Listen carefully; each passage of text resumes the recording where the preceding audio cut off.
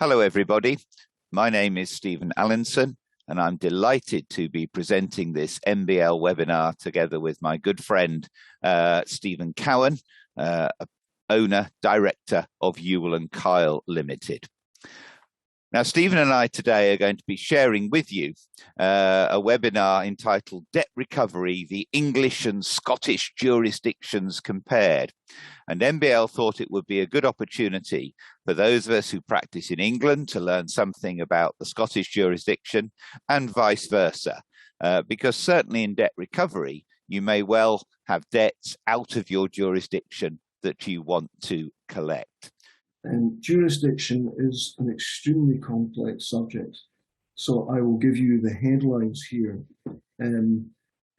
If you don't have a jurisdiction clause, then there is an argument for saying that the claimant, the creditor, will be able to raise a court action in the court where their business is situated.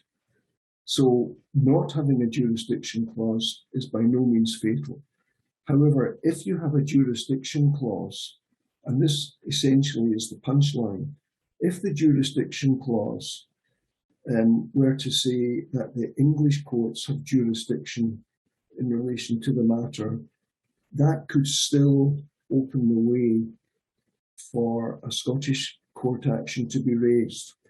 So enforcement, you've got your judgment, either because you've successfully defended an action or you've got a judgment in default for whatever it is, but that in our jurisdiction is just a piece of paper.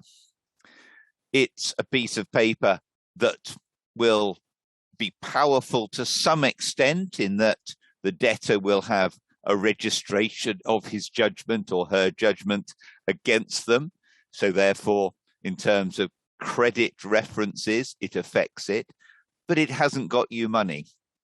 And although there was some talk a few years ago of trying to move to automatic enforcement procedures post the actual obtaining of the judgment, they do not exist at the moment.